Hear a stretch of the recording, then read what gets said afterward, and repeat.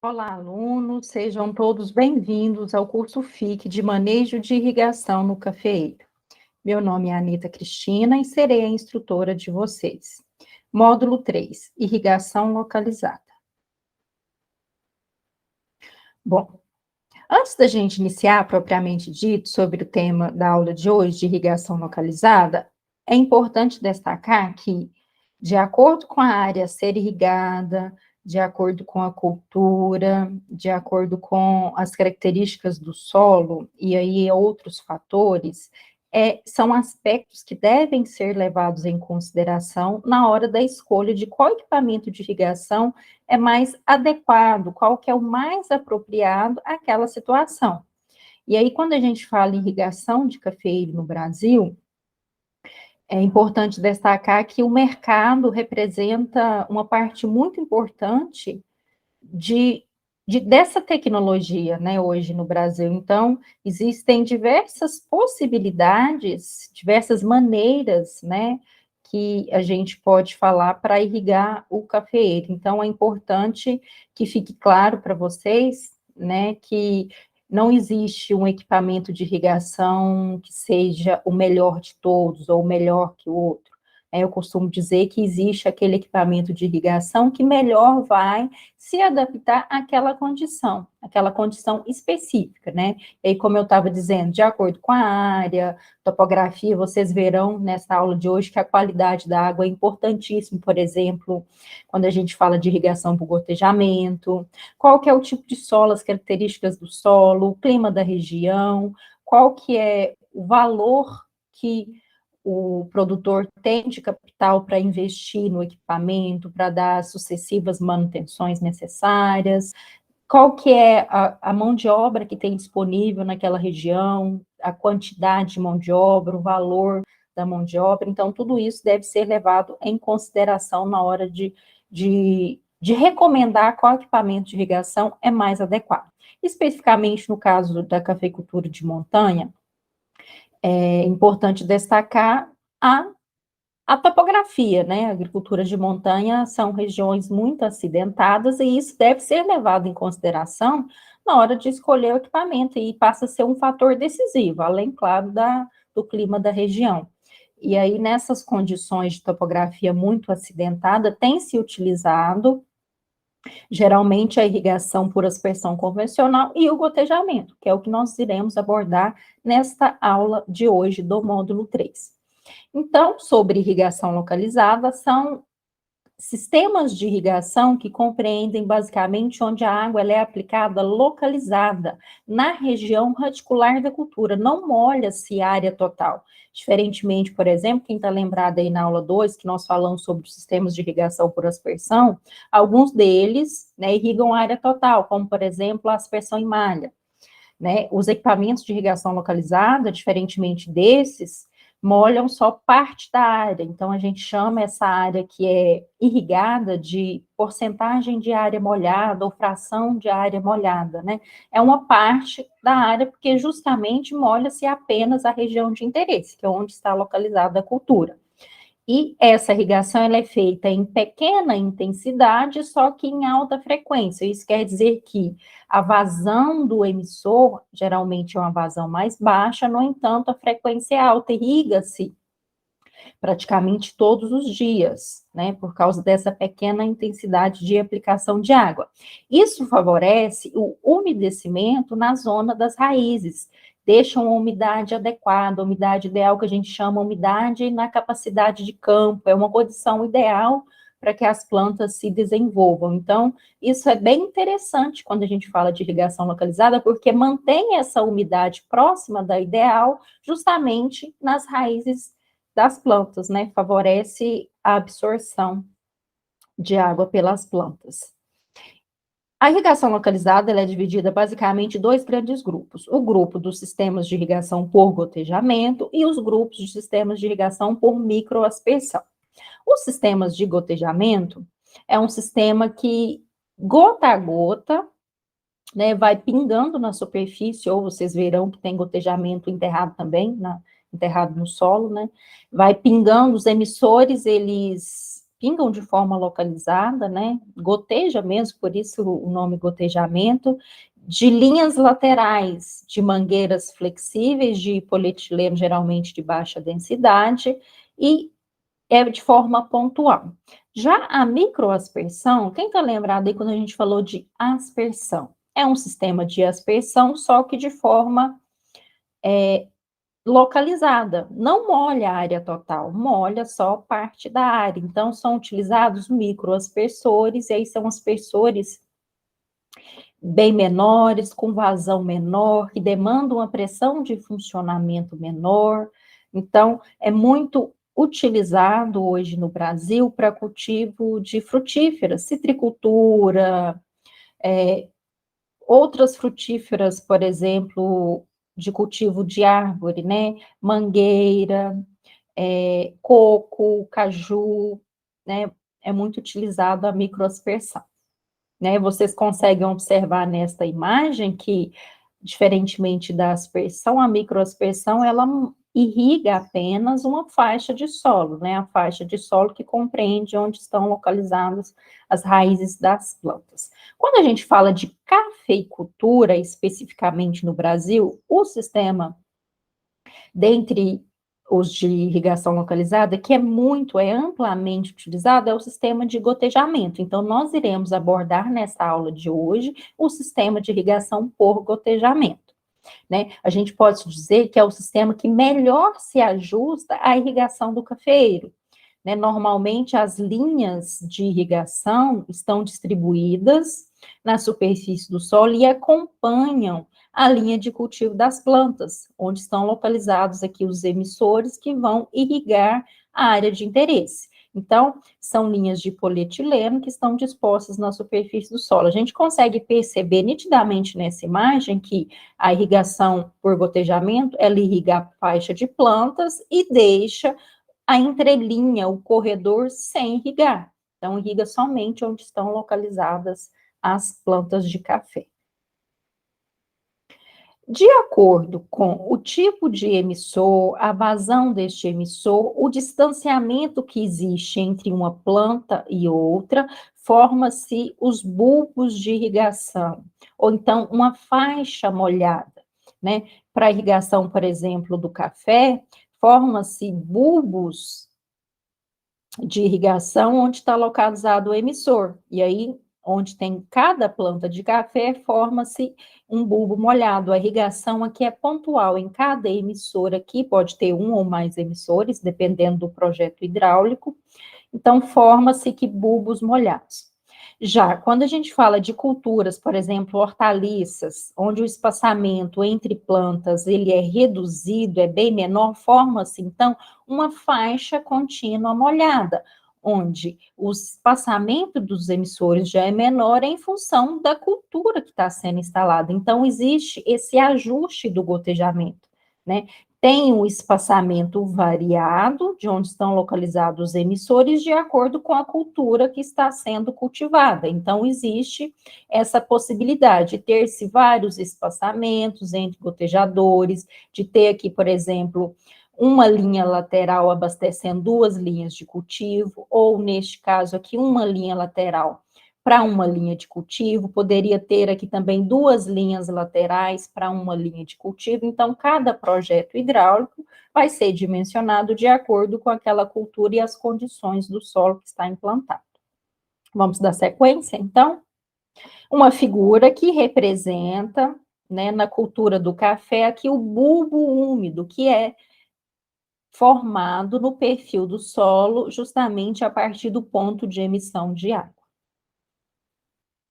Dentre os principais benefícios da irrigação por gotejamento, a gente pode dizer que é a alta uniformidade de aplicação de água fornecida por esse sistema. O sistema de gotejamento tem valores aí de uniformidade de aplicação de água superiores a 90%, podendo chegar a 95% ou até maior. Dentre todos os sistemas de irrigação, o sistema de gotejamento é o que consegue, né, ter essa alta uniformidade de aplicação de água, justamente porque a gente consegue eliminar a interferência, por exemplo, no gotejamento, de influência do vento, não tem deriva, porque as linhas laterais estão na superfície do solo, então, né, gota a gota ali, então zera essa influência, por exemplo, do vento, e aí não tem essa interferência da deriva, por exemplo.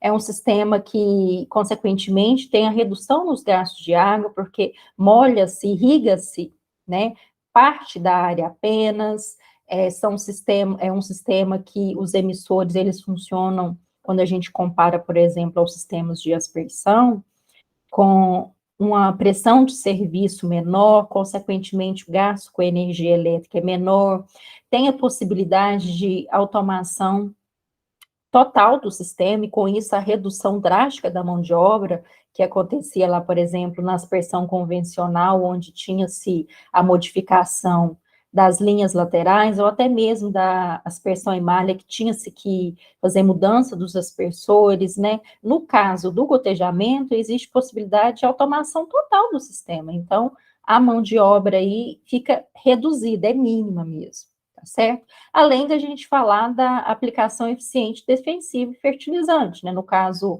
a fertirrigação, né? E associada à alta uniformidade, o desempenho, então, de fertirrigação com sistemas de gotejamento é alto também, tá certo? E outra vantagem também, quando a gente compara outros sistemas, por exemplo, sistemas de aspersão, principalmente, por exemplo, o pivô central, que tem uma limitação da uniformidade da área, declividade, terrenos acidentados, né, tem essa limitação, já para o gotejamento, independente do formato da área, do tamanho da área, da topografia da área, não tem essa limitação, ele se adapta aos diferentes tipos de terreno, formatos e topografia também.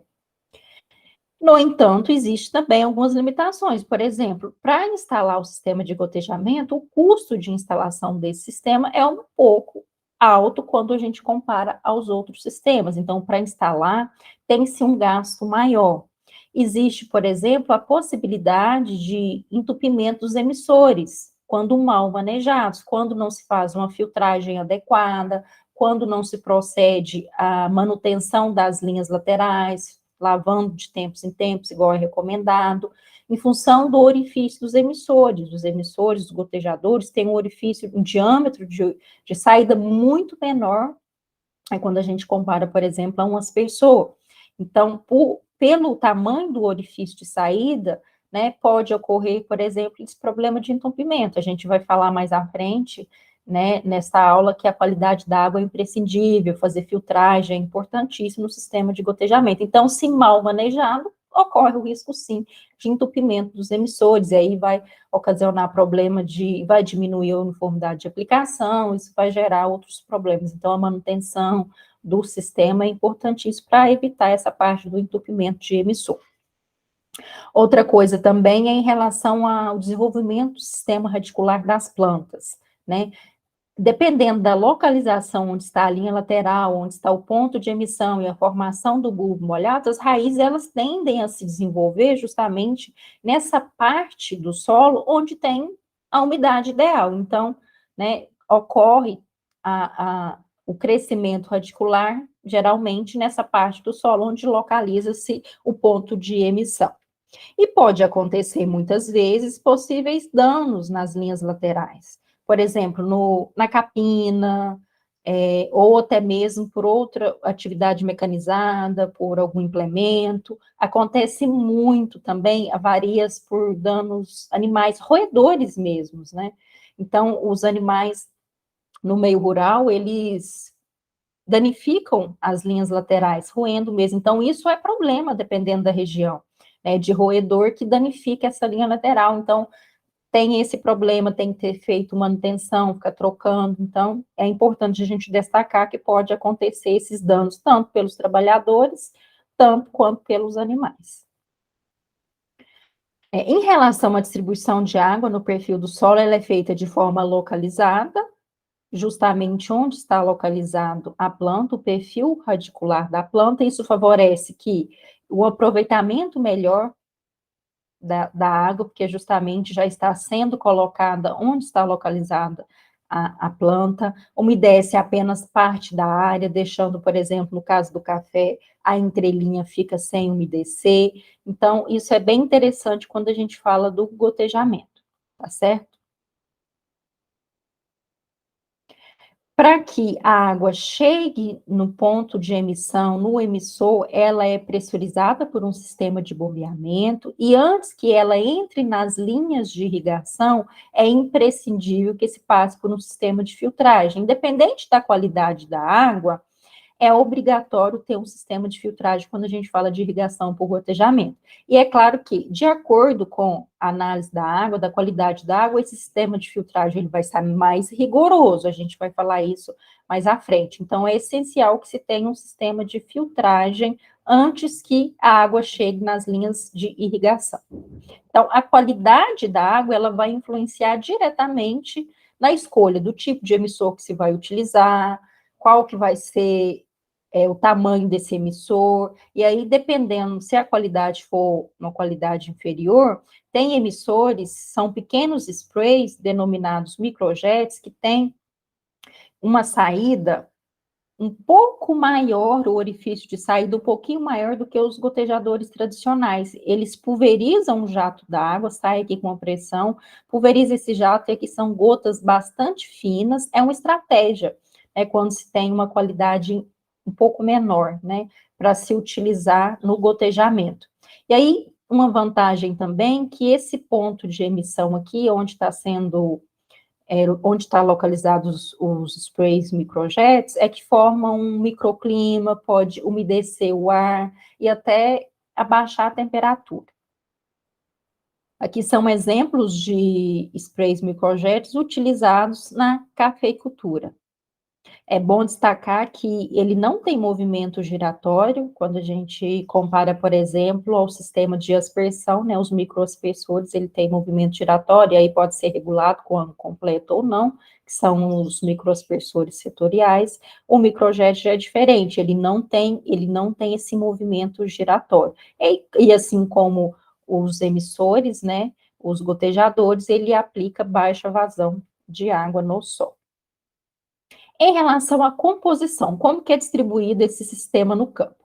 Começa, primeiramente, tendo uma fonte de água, e aí pode ser água subterrânea, água superficial, água corrente, reservatório, piscinão, né? Então, a água, ela é succionada dessa fonte de água por um conjunto de bombeamento, onde tem bomba e motor. Depois, nesse conjunto de bombeamento, onde tem a localização dele, geralmente denominado casa de bomba, né?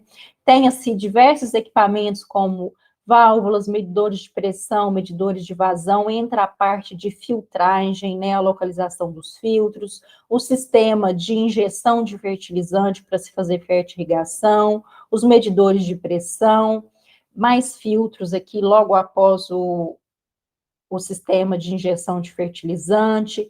Então, toda essa parte inicial aqui, com válvulas, filtros, motobomba, é denominado cabeçal de controle. A segunda parte é denominada rede de distribuição. E a rede de distribuição inicia-se, então, com uma tubulação principal, ela pode ser enterrada ou não, a linha de derivação, que vai fazer a derivação para os setores de irrigação, né? Geralmente tem-se vários setores que podem ser irrigados numa mesma área, e esses setores são divididos de acordo com a topografia, com o tamanho, com a declividade. Aí tem a possibilidade de se irrigar setores separadamente, então, geralmente, no sistema de gotejamento, em uma área tem-se diversos setores, e aí, na entrada de cada setor, tem-se aqui as válvulas, né, reguladoras de pressão, reguladora de volume, aí você pode acionar cada setor separadamente, você pode fazer um manejo independente de cada setor, de acordo com a cultivar, por exemplo. Então, nesses setores, tem-se as linhas de distribuição, que são as linhas de derivação, linhas secundárias, e aí nessas linhas tem-se as linhas laterais, que são essas linhas que são dispostas em nível no terreno, é onde estão localizados os emissores, os gotejadores, que vai fazer a distribuição de água no terreno. Então, basicamente, né, a distribuição do sistema de irrigação por gotejamento na área funciona-se dessa forma, né, com os seus diversos setores em funcionamento.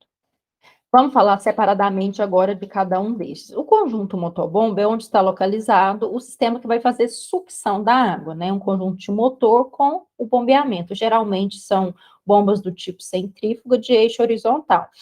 geralmente, em sua maioria, acionadas por energia elétrica. Na maioria das vezes, nos projetos práticos hidráulicos, não se tem trabalhado com sistemas, por exemplo, por gravidade ou com caixas d'água elevadas. Então, cada caso é um caso, mas geralmente no sistema de gotejamento não se utiliza trabalhar por gravidade. Nós temos aqui algumas imagens em que nós podemos perceber, por exemplo, o local onde está localizado os conjuntos de bombeamento. Aqui a gente consegue perceber umas caixas, né, de armazenamento. Aqui, uma construção de alvenaria que vai proteger todos os equipamentos que estão aqui. Aqui a gente consegue ver a saída da tubulação. Observe que é um local que está cercado, delimitado, né? Deve ser protegido o sistema de onde está localizado o conjunto de motobomba, né? Sempre delimitado, com identificação de entrada de pessoas autorizadas para evitar acidente, porque na maioria das vezes, como eu disse, o equipamento ele está ligado à energia elétrica, para evitar acidentes, entrada de animais também. Nesta outra imagem, a gente consegue ver a tubulação. Aqui nós percebemos um conjunto de filtros, aqui um conjunto de sistemas de bombeamento, de 3 motobombas funcionando. Aqui detalhe de uma motobomba com funcionamento a energia elétrica, com os registro de gaveta. Então, são imagens ilustrativas do conjunto de bombeamento. Já no cabeçal de controle, onde estão localizados os medidores de vazão, medidor de pressão, os injetores de produto químico para fazer fertigação, né, seja ele adubo químico, adubo orgânico, as válvulas, medidores de fluxo, manômetro para ferir pressão, os registros, onde está localizado todos os filtros, sejam eles filtro de areia, tela ou disco, ou uma pré-filtragem, por exemplo, de hidrociclones. Então, é constituído por todos esses equipamentos. E aí, dependendo da situação específica, né, de onde que tem que ser localizado, vai depender, cada projeto é um projeto. Então, tem que olhar adequadamente qual que é a localização adequada para se colocar o cabeçal de controle juntamente com o conjunto de bombeamento. Então, tem que ser estudado, né? Então, vai desde o conjunto de bombeamento até o início da linha principal. Então, todos aqueles componentes, né, são denominados cabeçal de controle. Então, aqui nós temos um exemplo das principais partes constituintes, né, de um cabeçal de controle. Ali a gente consegue perceber uma caixa possivelmente para se fazer fertirrigação, para se fazer injeção de fertilizante. Aqui a gente consegue perceber um conjunto de filtros. Já a parte dos filtros de filtragem vai depender da escolha do tipo de filtro, vai depender da qualidade da água que será utilizada no sistema de irrigação por gotejamento. E aí tem diversas categorias, né? Função dos filtros é reter os sólidos em suspensão, dentre eles as partículas minerais, areia, silt, argila e também partículas orgânicas, principalmente algas e bactérias, né? E pode vir também na sucção resto de alguma planta, animais, dependendo da fonte de água que vai se utilizar aqui, pode vir muito material orgânico. Então, o filtro, né, ele tem que ser capaz, eles são dimensionados para reter toda essa parte de sólido, tá certo? Então, em águas superficiais, dependendo da localização, se não for uma água corrente ou da qualidade, se tem concentração, por exemplo, de matéria orgânica naquela água, a presença de alga vai ser muito comum. E aí tem que se preocupar, porque a filtragem ela deve ser mais profunda quando se tem água. Então, coloca-se um conjunto de filtros, por exemplo, de areia ou filtro de disco, ou associação dos dois. Quando já é água subterrânea, geralmente não se tem problema com micro-organismos. Tem esse problema, então, com sólidos em suspensão, por exemplo, areia pode ser um problema. Então, pensar num processo de pré-filtragem, por exemplo, com a possível decantação, né? Então, pensar nisso, dependendo das partículas, né, que tem ali, se tem muito silt, muita areia, então, fazer uma análise de água para identificar quais que são os componentes, né, que estão ali naquela água, qual que é a qualidade da água, para poder definir e dimensionar corretamente quais os tipos de filtro, quantos filtros, qual o tamanho desses filtros. No projeto hidráulico é importantíssimo essas informações. Aqui são imagens onde a gente consegue perceber dois tipos de filtros sendo utilizados no sistema, né? Filtros de areia e possivelmente aqui filtros de disco. Aqui um exemplo de como que funciona o filtro de areia, né? A água entra por uma parte, passa pelo sistema e é succionado por outra parte. A areia funcionando como agente filtrante, então. Aqui já são discos, né? Filtro de disco, onde a gente consegue perceber os discos de cor vermelha, que funcionam também para reter material sólido. Já disco de tela, aqui um exemplo do tipo de tela, e aí essa tela ela tem uma malha diferenciada de acordo com o material que precisa ser retido. Então, no mercado hoje tem diversos modelos e categorias de filtros que podem ser utilizados quando a gente dimensiona sistema de irrigação por gotejamento. Já na parte da rede de distribuição, nós temos as tubulações, inicialmente começando pela tubulação de linha principal, ela pode ser enterrada ou não, geralmente ela é de um PVC rígido, ou pode ser até mesmo de aço galvanizado, e aí é ela que vai succionar a água e vai levar a água até as linhas de derivação. As linhas de derivação vai conduzir a água da linha principal até o início dos setores propriamente dito, vamos dizer assim, né, que nós podemos ter diversos setores de irrigação. Geralmente também é de PVC rígido. Bom, ali então tem as válvulas de controle, né, para o início de cada linha e controle de vazão, pressão. As linhas laterais é onde estão localizados os emissores, os gotejadores, né? E aí essas linhas laterais, elas são de polietileno flexível, pode ser de baixa densidade, diâmetro varia entre 16 e 32 milímetros, geralmente, e elas são instaladas ao longo das fileiras de café, e as distâncias são pré-estabelecidas, de acordo com o espaçamento da cultura. Então, hoje no mercado existe uma infinidade de tecnologia, né, de tubulação de linha lateral que pode ser utilizada com diferentes espaçamentos entre gotejadores, diferentes vazões, diferentes pressões. Vocês verão logo a seguir, aqui já, quando a gente falar dos emissores, que hoje no mercado existe uma gama de emissores que podem ser utilizados no sistema de irrigação por gotejamento, para atender as diversas culturas, diversas necessidades. A gente pode dizer que os emissores talvez sejam os componentes mais importantes de toda a redistribuição de água da irrigação localizada. Porque é ele que vai distribuir de forma localizada a água de irrigação. Então, são emissores que funcionam, geralmente, em sua maioria, a baixa vazão, né? E, no entanto, tem que ter uma pressão de serviço adequada para funcionar essa baixa vazão. E essa pressão de serviço não pode ser nem muito baixa, nem muito alta, tem que estar ali no valor intermediário recomendado pelo fabricante da pressão de funcionamento dos emissores.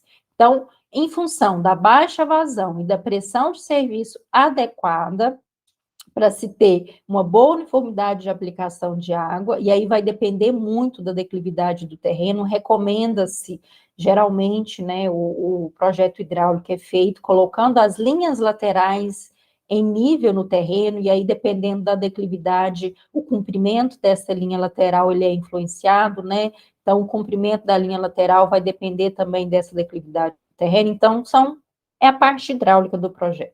Então, para que tem-se uma pressão adequada de funcionamento e a baixa vazão, essa relação dá-se uma variedade imensa de emissores hoje que podem ser utilizados no sistema de irrigação por gotejamento. Por exemplo, emissores online, que são acoplados à tubulação depois que você compra a tubulação de polietileno e você faz a perfuração e instala o gotejador, o emissor de acordo com o espaçamento pré-estabelecido. Aí você pode ter diversos espaçamentos, trabalhar aí de diversas formas. Geralmente é utilizado só em pequenas áreas, não se utiliza assim, áreas maiores, geralmente se utiliza os gotejadores inline, que já vem já inserido na tubulação de fabricação, já vem, por exemplo, com espaçamento pré-definido. Aí no mercado hoje você tem já os espaçamentos, aí você analisa o espaçamento, por exemplo, do café, e aí qual que vai ser o espaçamento, qual a vazão daquele gotejador, e aí você escolhe, você já adquire no mercado a mangueira, né, de polietileno já com o gotejador inserido de fato, é o que tem sido utilizado em sua maioria, né, em áreas maiores, por exemplo. Nós temos também emissores autorreguláveis, ou seja, a vazão, ela não vai alterar quando a pressão de serviço variar muito, a gente chama autocompensantes, né, a vazão não varia de acordo com a variação de pressão. Quanto que é interessante? Por exemplo, quando você tem, por exemplo, áreas muito íngremes, onde você tem que ter um controle de vazão de acordo com a declividade do terreno. Então, é interessante nesses casos, né? O custo, por exemplo, de gotejadores autorreguláveis, autocompensantes, é um pouquinho maior do que os gotejadores não autocompensantes. Então, tem que analisar, né, se é recomendada a utilização desses gotejadores. Tem gotejadores também hoje no mercado denominado antidrenantes, né? Que aí ele vai esperar uma determinada pressão de serviço, né, para poder funcionar. Então, cada caso é um caso, dependendo da situação, tem-se a recomendação, por exemplo, de autorreguláveis ou antidrenantes, então tem que se analisar, né, qual que é a recomendação dos emissores. Tem uma variedade imensa hoje no mercado quando a gente fala de emissor. Quando a gente fala de irrigação por gotejamento, no Brasil hoje já tem algumas áreas que têm se utilizado gotejamento subsuperficial. Gotejamento enterrado, podemos dizer assim, é quando se enterra essa linha lateral de irrigação com os emissores, com uma profundidade superior a 10 centímetros. E aí essa profundidade de instalação vai depender da cultura. No caso do café, por exemplo, tem muitos trabalhos de pesquisa que têm sido realizados justamente para entender qual que é a profundidade de instalação da linha lateral que melhor vai favorecer o desenvolvimento do café. E aí depende do tipo de solo, da física do solo, principalmente. E aí tem gotejadores específicos hoje no mercado que são utilizados para quando é irrigação subsuperficial, então levar isso em consideração. Tem sido utilizado em alternativa, por exemplo, quando se tem gotejamento na superfície do solo, gotejamento superficial, em regiões, por exemplo, onde tem muito dano por roedores, não se tem como controlar os roedores. Então, o gotejamento enterrado passa a ser uma alternativa para solucionar, por exemplo, esse problema de danos nas mangueiras por roedor. Então, é uma alternativa, tá certo? Aí, pensando também na economia de água, que a gente pode dizer que a perda por evaporação é praticamente nula, porque o gotejador, ele está enterrado, então a superfície do solo é umedecida muito pouca, né? Então, o umedecimento do perfil do solo ali das raízes, então a gente pode dizer que perdas por evaporação praticamente não irão ocorrer. Com isso, aproveita-se melhor a água, então tem uma otimização da água de irrigação, consequentemente, otimização também dos fertilizantes, que ele vai ser aplicado ali no solo, onde está localizada as células, raízes das plantas, então a gente falando em otimização de fertilizante de água associada, e a ocorrência de danos é bem menor, porque o equipamento ele está enterrado, está abaixo da superfície do solo, então dano, por exemplo, para o trator, para o capina, para o trabalhador, para o roedor, não irá acontecer, ok? Em função disso, existe também algumas limitações. Por exemplo, pode ocorrer a intrusão radicular, entrar raiz no orifício do emissor. Isso é problema, porque se entra uma raiz no orifício do emissor, né, aquele emissor vai ficar comprometido e aí vai refletir na umidade do solo, que vai refletir também no desenvolvimento do café. Então, isso é uma limitação. A gente, hoje, tem sido utilizado para diminuir, deixa eu ver se coloquei aqui. Isso, coloquei aqui para vocês. Essa questão de intrusão radicular, hoje ela pode ser solucionada fazendo injeção de herbicida, tá certo? Então, injeta herbicida, tem-se a recomendação para o café, tem muitos trabalhos já realizados em relação a isso, e lá tem a recomendação de um herbicida denominado trifuralina, né? De tempos em tempos faz a injeção e resolve esse problema da intrusão radicular. O que pode acontecer também? Se possivelmente acontecer algum entupimento de algum emissor por qualquer causa, por exemplo, uma causa biológica ou por uma filtragem mal feita, a dificuldade em se perceber que o emissor está entupido e qual a localização vai demorar um tempo maior. Então, existe uma dificuldade de perceber rapidamente, né, quando esse emissor está entupido. Diferentemente, quando o gotejamento está na superfície do solo, quando o gotejador está entupido, você consegue perceber isso rapidamente. Quando a gente compara, por exemplo, aos gotejadores que são recomendados para serem enterrados, hoje no mercado já existem gotejadores próprios, né, são fabricados especificamente para serem enterrados, o custo é um pouco maior do que os gotejadores que são utilizados na superfície do solo.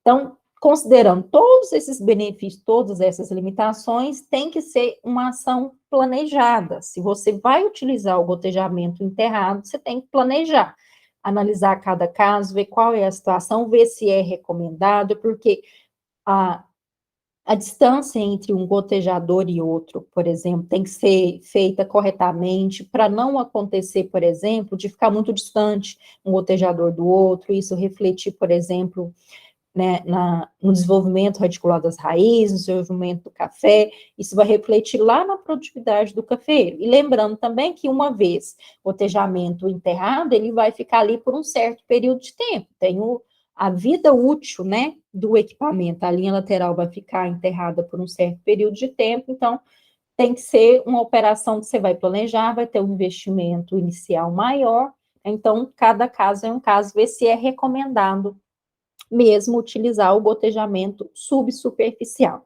Hoje no mercado, também para se resolver essa questão da intrusão radicular, já tem um fabricante que fabrica-se gotejadores propriamente disso para serem enterrados com a placa de cobre. Então, essa placa de cobre que está ali no gotejador, ela vai inibir o crescimento da raiz e evitar um possível entupimento ocasionado por intrusão radicular. Ele é muito utilizado já quando a gente fala irrigação de jardim, no paisagismo. No entanto, pelo custo ser maior na agricultura, ele não tem sido utilizado justamente por esse custo mais alto, tá certo? E aí, uma coisa que eu já acabei de falar com vocês em relação ao uso de trifuralina, que é um herbicida que é utilizado, já tem trabalho de pesquisa mostrando que é eficiente para controlar a intrusão radicular. Então, consegue já eliminar essa questão da intrusão radicular do emissor.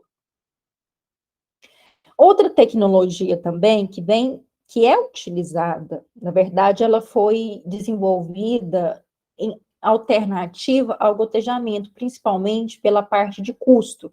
A gente falou lá no começo que uma limitação para a instalação dos sistemas de gotejamento é o alto custo de instalação. Então, pensando nisso, tem um sistema denominado tubos perfurados a laser, comumente chamado de tripa. Né? Nada mais é do que uma mangueira de polietileno que fez pequenos orifícios, né? E aí vem de fábrica perfurados a laser, orifícios bem menores que 1 milímetro de diâmetro. Então, essa linha de irrigação, ela é distribuída na superfície do solo e essa perfuração da linha, ela pode ser feita, por exemplo, para irrigar apenas um lado, né? Um lado da mangueira, com furos apenas de um lado, ou furos dos dois lados, como a gente consegue perceber na imagem aí, que tem furo dos dois lados, irrigam duas linhas de irrigação. Essas mangueiras, elas podem ser distribuídas na superfície do solo, e aí elas podem ser movimentadas, né, arrastar, trocar de lugar essas mangueiras, ou então deixar a mangueira fixa num local só, e aí vai depender do custo, né, da disponibilidade de investimento que o produtor tem para se utilizar no investimento dessa tecnologia.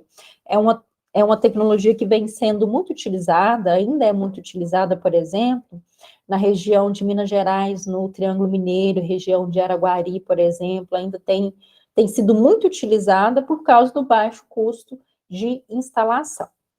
E aí ela fica na entrelinha, né, molhando ou os dois lados, né, quando se tem orifícios dos dois lados, ou apenas num orifício de saída, tá certo? Então, de acordo com o tipo de investimento que a pessoa está disposta a fazer, ela coloca essas linhas e deixa permanentemente, ou movimenta e troca essas linhas de lugar. O inconveniente se troca essas tripas de lugar é por causa da manutenção. Então, vai danificando essas mangueiras e aí a reposição anualmente fica em torno de 30% do material. Então, tem que pensar direitinho, né, se vai utilizar esse sistema, apesar de ser de baixo custo, tem que ser programado, então, essa reposição para manutenção cerca de 1/3, se essas mangueiras forem arrastadas e trocadas de lugar dentro da área de irrigação, tá certo?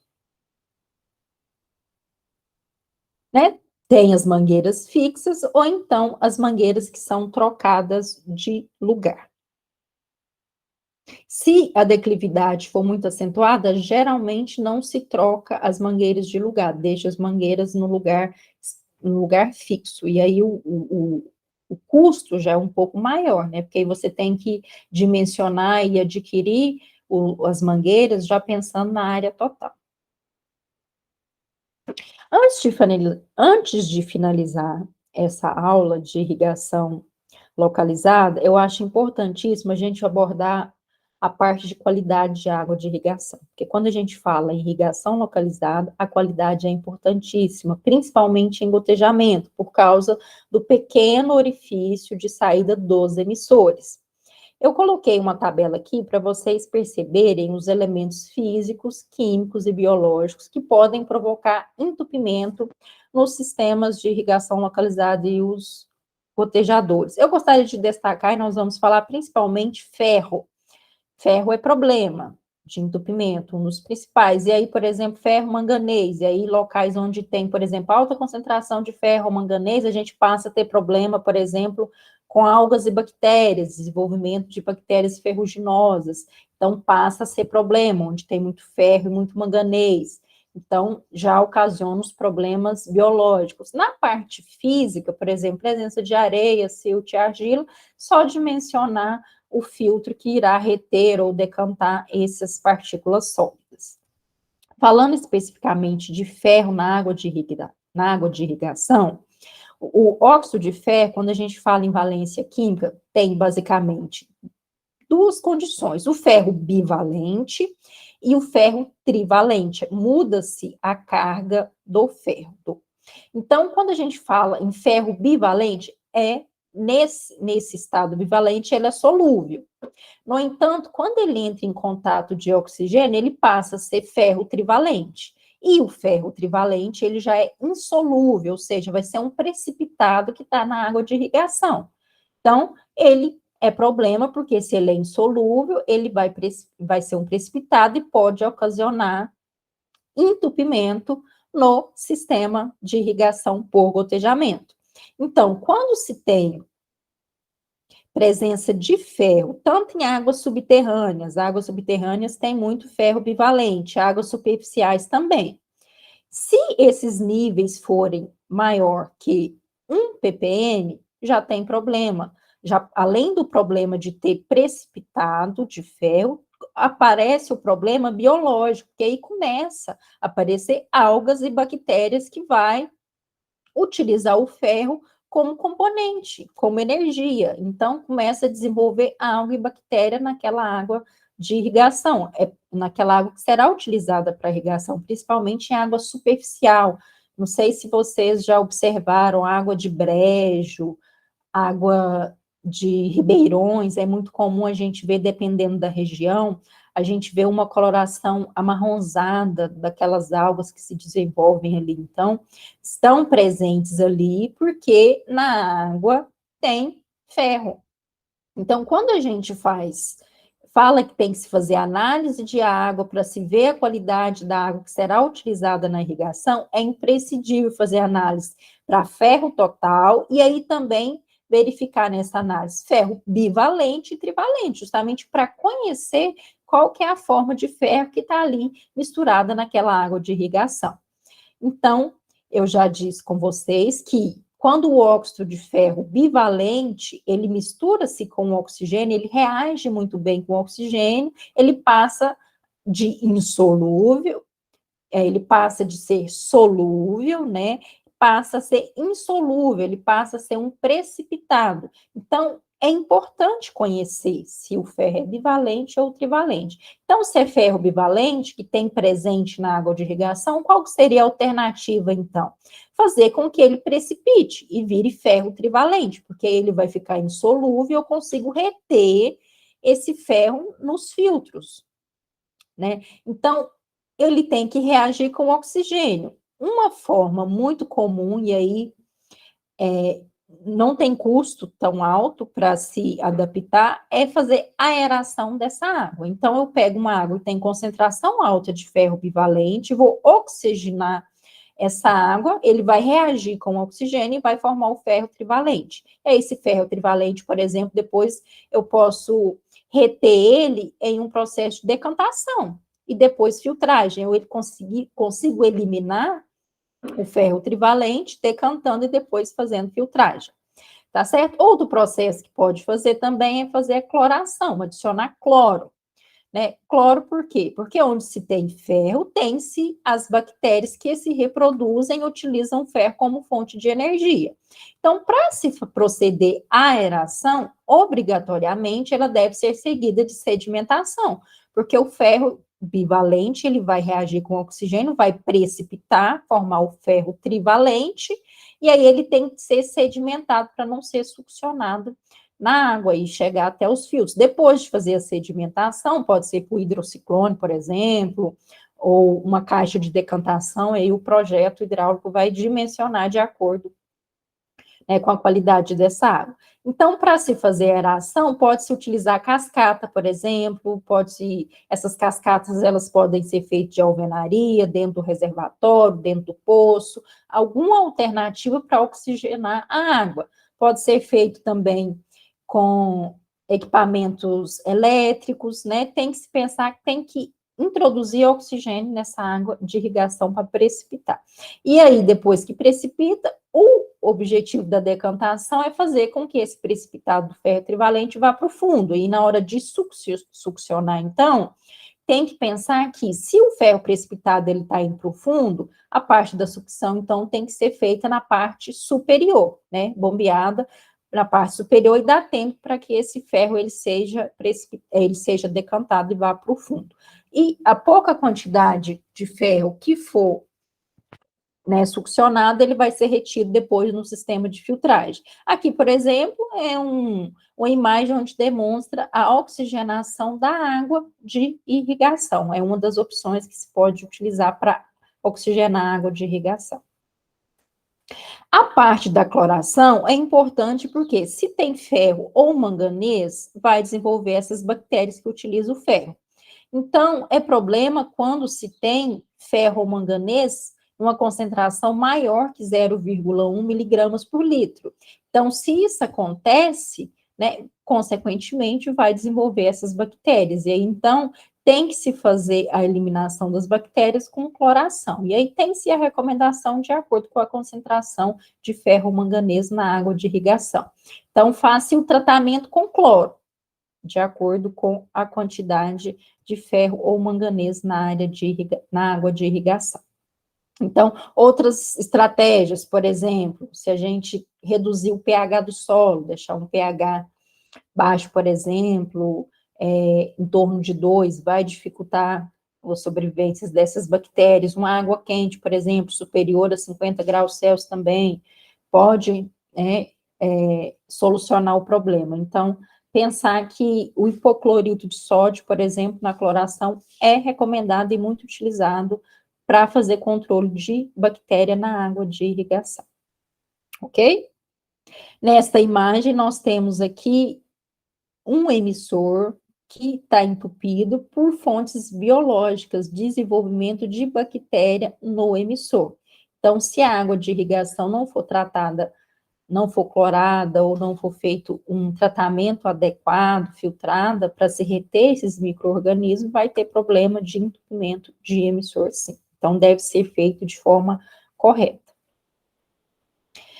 As considerações finais em relação a essa aula é que levar em consideração, como a gente falou bem no comecinho da aula, né, quais que são os sistemas de irrigação que apresentam os maiores benefícios, observar as limitações, o investimento que o produtor tem para se fazer. Então, lembrando que a gente falou sobre os sistemas de irrigação por aspersão na aula anterior, hoje nós falamos sobre os sistemas de irrigação localizada. Então, dentre todos esses sistemas, levar isso em consideração. Cada caso é um caso. Então, olhar todos os aspectos que nós já falamos para descobrir, né, tentar recomendar um equipamento que é adequado para essa situação, tá certo? E aí, no caso do café, considerar também declividade da área, né? A gente falou lá no começo que cafeicultura de montanha, né? Geralmente, o gotejamento, ele é um dos sistemas que é mais recomendado. Muito obrigada, a gente se encontra na próxima aula.